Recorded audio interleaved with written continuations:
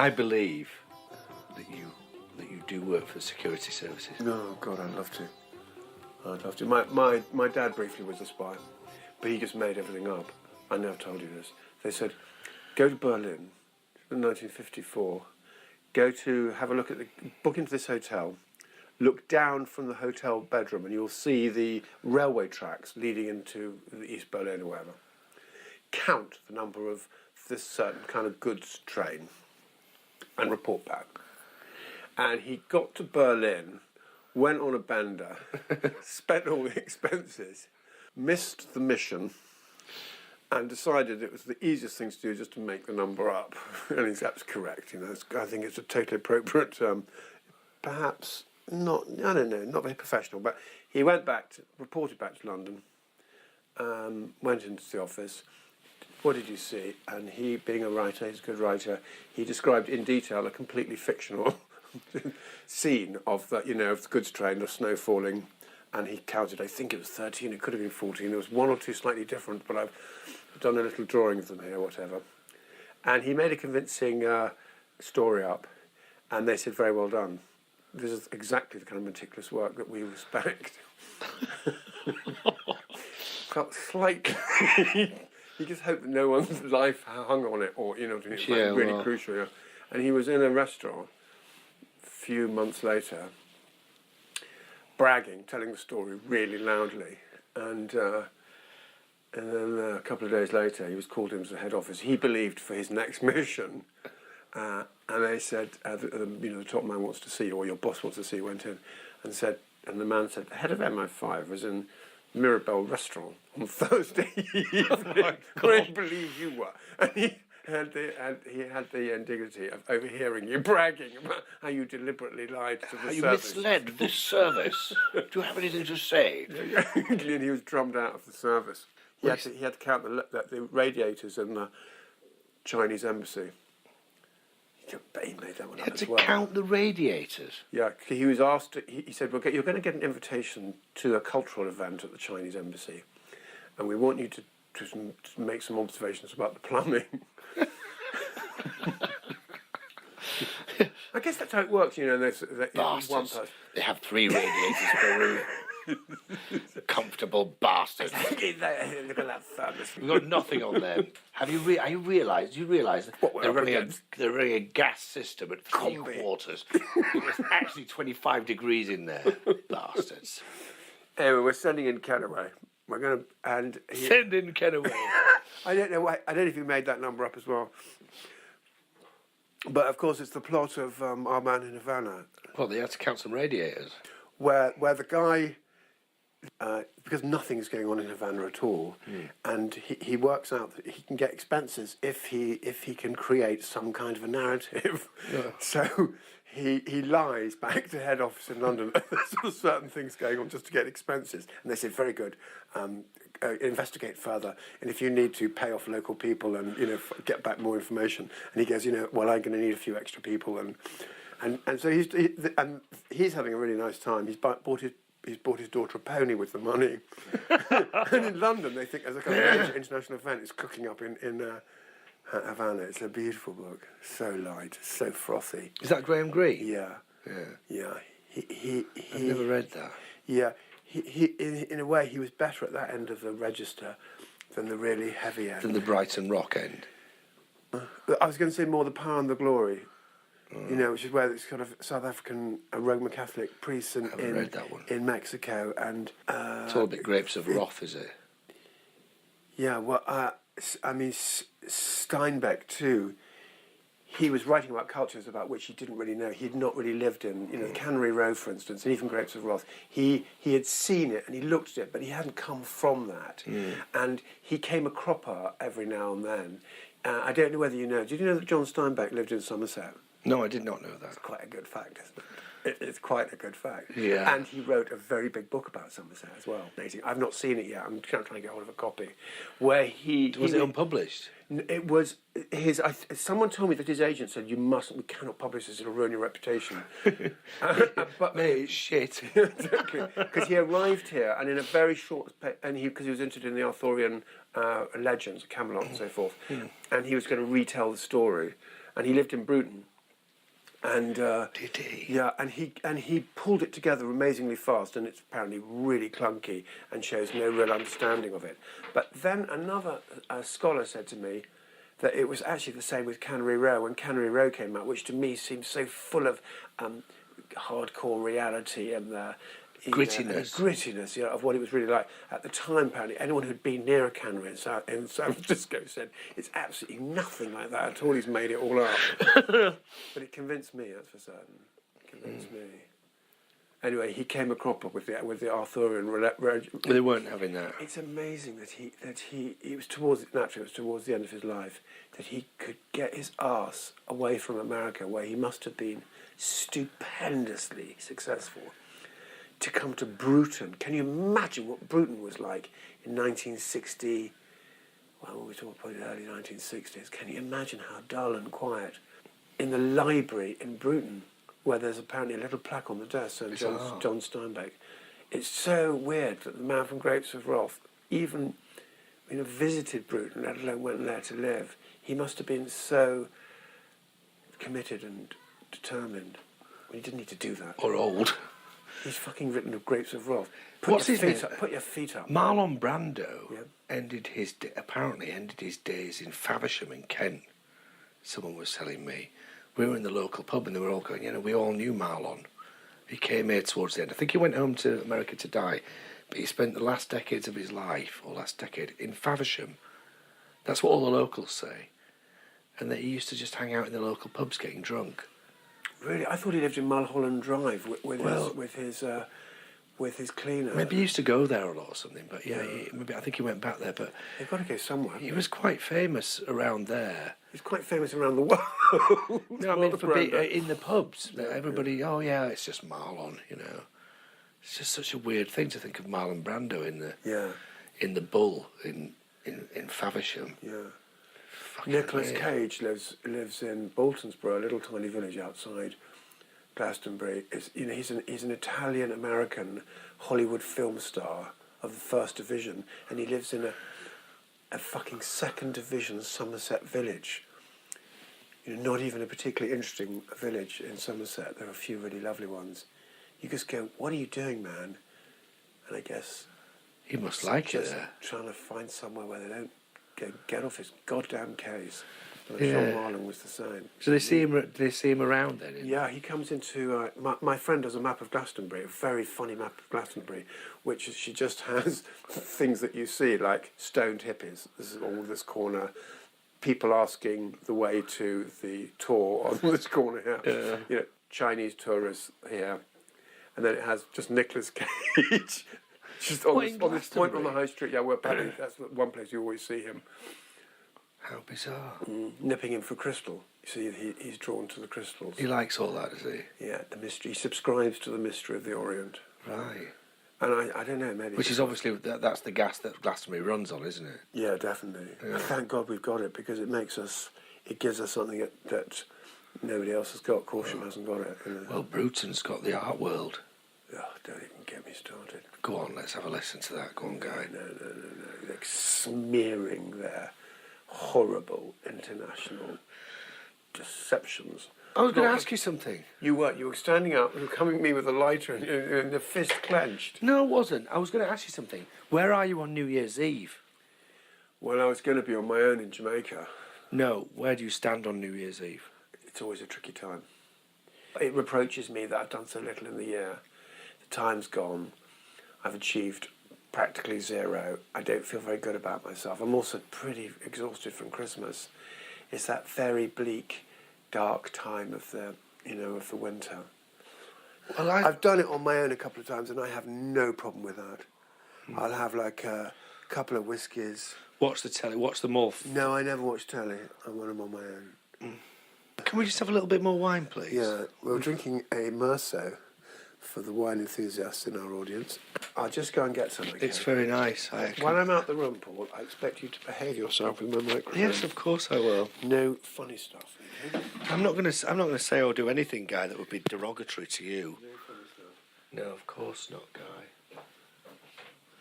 See you in a minute, Guy. See you, love. I'll get the bottle. Thank you, love. Yeah. So the thing thing about him is he's a bit paranoid at the moment because he thinks he's losing his touch with conversation and stuff.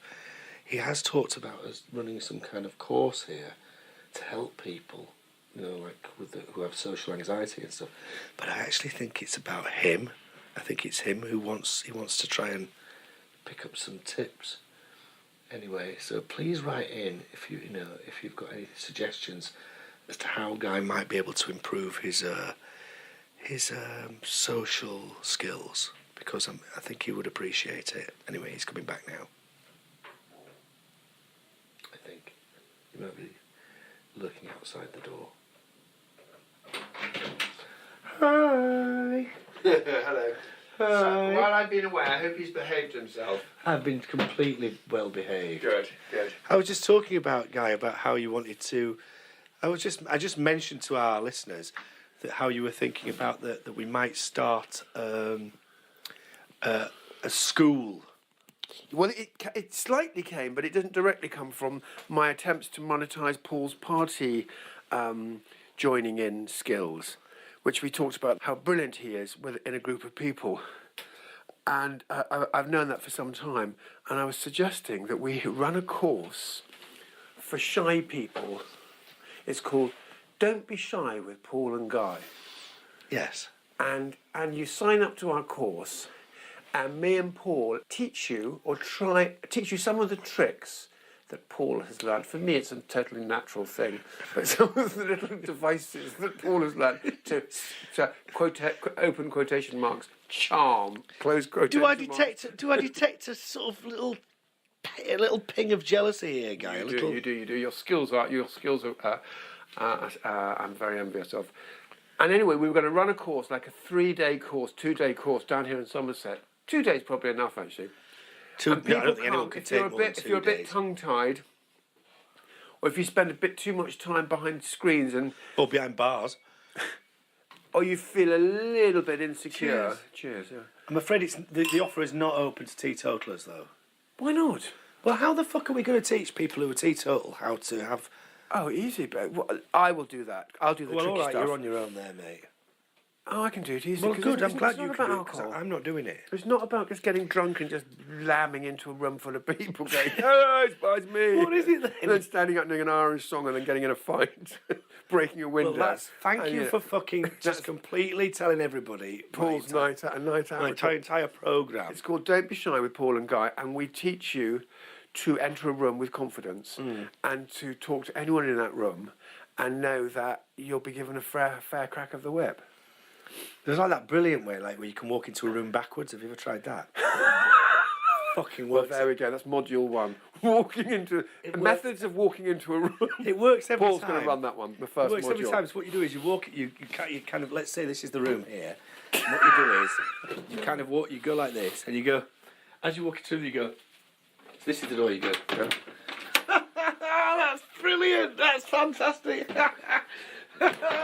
Yeah, hi everybody. Right, so it looks like you've come from an even better place. Right. So you're coming in basically backwards, waving to all your friends in the other room. Right, as though you've left a happy group you've of already done it well-satisfied people what do you in the other room. What do you think, guys? I like it. See? I like it. See, these are the kind of tips we're going to have on Don't Be Shy with Paul and Guy. I just thought of that right then. That's what's it could be a little bit of not artificial, but... And we have different modules, and we all have a really good weekend where we talk about the love of conversation and the love of just being in a group and bringing the best out of a group and bring the best out of yourself. Listening and erudition, and the beautiful flow of one into the other. Yeah, I'm going to be doing the listening module. Yeah, don't worry, I can do the erudition, Guy. You don't listen, Guy. You've never listened in your life. You're so slow on that. I know. I just couldn't believe it. I thought, I was looking for the deeper meaning and I realised there wasn't one. Guy doing the listening. Guy, what are you doing? Get off your phone. This person's paying to be on this module.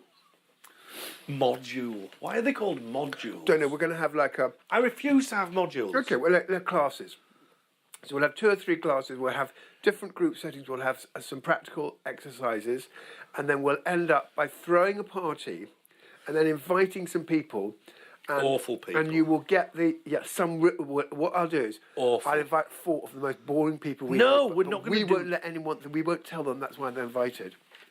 No, that's too cruel, isn't it? No, we can't do that. No. What we'll do is we'll go to the pub. Paul's one of them. A really violent pub nearby, because there's loads here in Glastonbury, believe me. With you're in them, though. They're fucking aggressive. And what we'll do is we'll go to one of these pubs, maybe just a nice local pub, in which the people, when you walk in, all turn round and fall silent. And what we'll do is we'll take some of these really socially inept, terrified people into this quite hostile environment and just set them free like gazelles in the wild. Yeah, by the time they've been on our course, they will be able to handle it without a beat. They'll have them all laughing and joking by the time they leave. And we'll leave them with a remark that an absolute banker of an opener remark. That's right. Banker is the word, actually. Guy is willing to offer a money-back guarantee out of his own money to anybody who's not completely satisfied. That's what you said, isn't it, Guy? If you're not satisfied, I will give you double what you paid the course for. There you go. You heard it here first. Hold on, maybe. How much is it going to be? Anyway, if anyone's got any suggestions for not modules, I fucking hate modules. Classes. Classes. Tutorials. But and I see we do it in a group of about 20 people, 15 maybe, and it's a residential, so you come for a couple of nights. 3, Guy, be realistic. 3 people. That's going to be really embarrassing. Imagine me and you. Oh no, we can't do you, me, and 3 people because there's absolutely no money in that too. We can't charge them very much. Really embarrassing as well. And you will go back and feel it's okay. Actually, I can talk to people. For instance, here's a good example: talking to people on the train. Why would you want to do that? Nobody wants to talk to anybody on the train. You should do. It's a social responsibility. Stop creaking. Sorry, it's a social responsibility. And there's when you sit in a train carriage, there is a diamond mine in front of you. You just have to pull the dirt away and start seeing it glitter. And if you can be prepared to put a little bit of spade work in, you can have so much fun and make your life and maybe the world a better place. So, which, as you know, is my first priority. Yeah, but you've got all the, it's like you've got all these rules that you're not allowed to talk to single women. You're not allowed to intimidate. No, we explain to people that obviously there are loads of rules, but they're common sense rules. You know. All right, don't say stupid things. Just inappropriate. So let's just give you a little bit of we'll give you a bit of a flavour now of the kind of thing that we might one day do if we ever get it together. So, guys, this is a bit of role play, right? I'm a barman, right? You've come into a bar. I'm not agreeing to do this until I hear what exactly who I am. No, I'm a barman. You're coming to the and bar. who am I? You're just a punter, and you've got to charm me, okay? So you're just coming in, and I'm a bit tired. I've had a bad shift. No, I don't. I'm feeling a bit grumpy. You charm me. No, I'm feeling a bit grumpy. So go on, Guy. Walk into the bar and order a drink. I'm just polishing a glass here. Okay, here we go. Polishing. Oh, you're a barman, are you? I'm a barman, yeah. It's traditional for the barman to cheer me up. No, but you just... I would. Okay, that's my first remark. This is the challenge. Okay, I look at him and I go, it's traditional for the barman to cheer me up, not me cheer the barman. But in this case, I'm prepared to do it. Give me a drink, please. Tell me your troubles. Excuse me? Okay, I said normally I'm the sad one and you come and cheer me. Yeah, you just said that. Yeah, right, okay. So I can see you're a bit upset. Me? So can I ask you to do something? Can I ask you to do something? What kind of... I do not take your fucking accent and your fucking stupid shoes and fuck off out of my bar before I lamp you cunt. Right, let's just analyse it. Guy. I think I can see a couple of places there where you've fallen down quite badly. I think when you walked in for a start, you did overestimate I just think you overreached slightly there. Because you really thought you were being charming, but you didn't spend any moment to try and get inside the mind of the barman and understand that he might have had a very bad day. And it was all on your terms. So that's the kind of thing, that's the way I see it going, Guy. All right, okay. What do you think? Well, there we are. Well, write in and tell us. Our email is called soniclandfill@gmail.com. We don't know why. And our course is called Don't Be Shy with Paul and Guy. And I think it's not aimed at people like me dealing with surly, horrible, aggressive barmen. It's not It's that... much more aimed at busy people who spend a lot of time working with screens and in an office. All right, give me one then. Give me one to do now. Okay. You can be somebody. Okay, well, Tell me the arrangement. All right, so you go into a lift. Yes. You're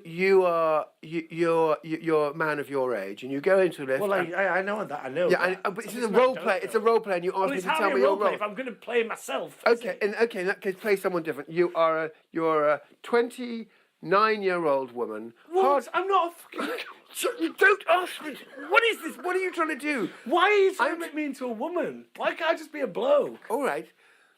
How old do you want to be, Paul? You told me. You're in charge. Shut up Guy, and listen, Paul. Just make something I'm up. sorry, Paul. You've got Start again. No, you've got to shut up. All right. I'll this is accept. my exercise. I listened to yours and I did what I was told. I'll accept whatever you say. Okay. You're a 29-year-old woman. All right. Okay, and you are hardworking, and you are in the office, and you get into a lift, and there are two guys and a woman in the lift. Yes. And they are the kind of people who you've seen a few times, but maybe they work in another company on a different floor, and you've never really been able to say hello to them, and you're kind of quite interested in basically trying to find out who they are and trying to express it somewhere. Because we're going to do the role play. No, I want there to be three, okay? So you're going to do the other three. Just look, stop it. You are not. Well, I'm going to be. Look, I'm in my character take now. direction. Okay, I'm actually in character now, guy. All right, now. And I'm feeling a little bit shy and intimidated. Okay, right. And the lift opens. Okay. And the lift door's open, and you come in. The lift door's closed. Right. And they say, well, and you say, in the lift now. and you start off by saying ground floor. Okay. Ground floor. And then I press the ground floor button, and then we fall into silence. Now, what can you say there?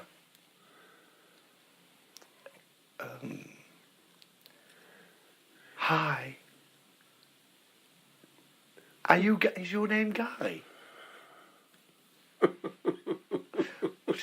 Why are you laughing at me in a sinister way? You don't know my name, I'm trapped in a fucking lift with you, and you're laughing at me like some pervert. People have got to pay for this course, but Paul, they've got to pay for. Yeah, because it's a stupid thing. Is your name? All right, I'll start again. The first test, Paul failed. All right, okay, we'll miserably. Okay, start again seriously this time. Okay, I'm getting you. Stand up. We're getting in the lift. No, I don't. Right, swished. Okay. Yeah. Do you know what? I don't even have to ask because I know where the fucking number one button is. Press his number one button. So that's the first part of your shitty test that I passed. I pressed the number one button, right? Now I'm standing there, right? Yeah. And you're going down. Are you down 6 floors? Down 6 floors. Paul is waggling his bottom and pushing out his press. Paul, what's wrong with that? This is not what we're teaching. Guy, Paul, it's Guy. Paul, I don't want anything to do with this. I'm going to say something. I'm closing. I'm going to say something to you now. If off. No. Hi. I work upstairs in accounts. I work upstairs in accounts. No. Do you want to go out for a coffee? Paul, you're not taking this seriously. I'm fucking taking it. So what do you want me to do then? They're the kind of people who can't say that. I don't know that, do I? You do, because they're shy. I am quite shy, actually. What? Well, I am until I have a drink, aren't I? And sometimes I can't even go out. You know that. Yeah, it's a different condition altogether. That's because you can't afford shoes. You're a wanker. Anyway, this is our idea, and it obviously, as you might have gathered from these two small examples, early stage of development. Yeah. But it's going to be the school. But do write in and tell us what you think. The school of. What is it going to be? The school of something, and the course is called Don't Be Shy with Paul and Guy. The School of Superb Excellence. Yeah, no, of social security. The SS School. No, yeah. Social mobility. Social incredibility. Social sciences, the social arts. The School of the Faculty of Social Arts. Very good. With Professor Paul. Yes. Fryer. No, I'm happy to be Doctor. Doctor Paul. Head doctor. Dr. Fryer. Yeah. And Professor Kennaway. Professor Kennaway. And the sort of blue ribboned course. Yes. That is Don't Be Shy with Paul and Guy. Fallen guy. That sounds shit now. And what do they get? Is it a full degree? Now we've got all the other Is it a degree or what? Or a diploma? What's next to a degree? There's a diploma underneath it, I would have thought. A doctorate above. A doctorate. No, what about... We are going to have... Yeah, the School of Social... We will employ other people who will come in by surprise, like Cato as well, in the Pink Panther. Pink Panther, yeah. They will just leap out from behind curtains and things, and suddenly you'll be in a situation, wow, like that, just like that, and you'll have to absolutely think on your feet. I mean, this is going to be one hell of a course, I think, don't you, Guy? Yeah, I think in the lift you could say something like... All right, let's reverse the roles. You could get in the lift, and these are people who you've travelled in the lift quite often with. Let's reverse the roles then. You get in the lift with me. I'm not standing up, I don't need to stand up. I'm a single man, right? I'm standing in the lift. Come on, get in the lift. You're there with... You're standing in a weird way for a single man. All right, I'm standing like a single man. Okay, and I get in. All right, come on, get in the lift. And... Get in the fucking lift. I am in the lift. You're not, you're sitting down. Get in the fucking lift. I'm not going to stand up, I don't need to. I've got an imagination. I've got... It's called role play. Don't hit me. I'm not. It's called role play. I'm playing my role from here. Well, how you're going to be shit at this if you can't even get into the role play part? I'll be fine, mate. Don't you worry. Come on. I got a feeling it's you. Well, you're the weak link in the. Oh, for fuck's sake! At least I'm prepared to stand up and do it. It's called the Faculty of Social Sciences. No. Yeah, no, the social engineering. Leave the words to me, okay? I'll work it out. Yeah. But and then so let's do the role play again. This time I'm the man in the lift and you're the woman. Shh. Shh. And then you just go. Well, no, you're not going to tell me what I say. You're supposed to say something. Yeah, now. I say, I think I know why I brought you all here today. What? There's only me in the lift, though. Right, no, I thought we had two others. What the fuck? There's all right, no all right, here, guy. okay. Well, in that case, I gotta say thank you. I'm glad you got the message about the meeting. Thank What you. floor, love? Why are you always so horrible? I'm not. What floor, love? It's the first floor. Smashing. This is first floor. What's all this dialogue you're giving yourself? I'm just. You can't do... So what? So come on, say something now. I'm shy. Sorry? I'm shy. Don't be shy, love. Come here. You've got no. Come here. No, I want to show you. Aptitude no, for come this. here. I want to show you what's in my briefcase. Look. Have you seen this course? It's called Don't Be Shy with Paul and Guy. I'm going on it. You can come with me if you like. I'm going this evening. I get off at 5. What time do you get off, love? Hey. I don't think you're really up. Do you fancy it, love? Do you fancy this course for me, love? I'm going at 5 o'clock, love. Let's get on this course together. Let's do it. Yes. That's how you don't do it, you see. Right. That is how it's not done. Yeah. Everybody. So, have you ever been stuck in a lift? That's the kind of remark that you should that you can make appropriately and easily. That sounds really fucking creepy and weird. If you're standing in a lift with somebody and you turn to a stranger and say, "Have you ever been stuck in a lift, love?" No, but Paul, that's the way you say it. You don't say it. Well, even if you say, "Have you ever been stuck in a lift?" You're just undermining my whole... That is weird. You're just undermining it. But if I was saying to someone, if give me a line for that situation, I'd say, you can say to anyone and you can smartly go, "Have you ever been stuck in a lift?" If you can't do if it's only one floor, because it's a remark that's going to... Guy, that is hopeless. Is that the kind of thing you would say? Have you ever been stuck in a lift? Look, man, I'm the king of this. Come on then, get on with it. Show me some kingly fucking edicts, because this isn't... Have you ever been stuck in a lift? And what do you say? And what do you reply? No. I have. Really? Yeah. That's how fascinating. 3 days. Anyway, this is my floor. 2 people died. Right, okay. It's getting creepier. Do you know what? You're a bit of a creep. This fucking... I don't want to role play with you anymore because you turn into this horrible... No, but that's really weird. You'd go, "Oh my God, you didn't."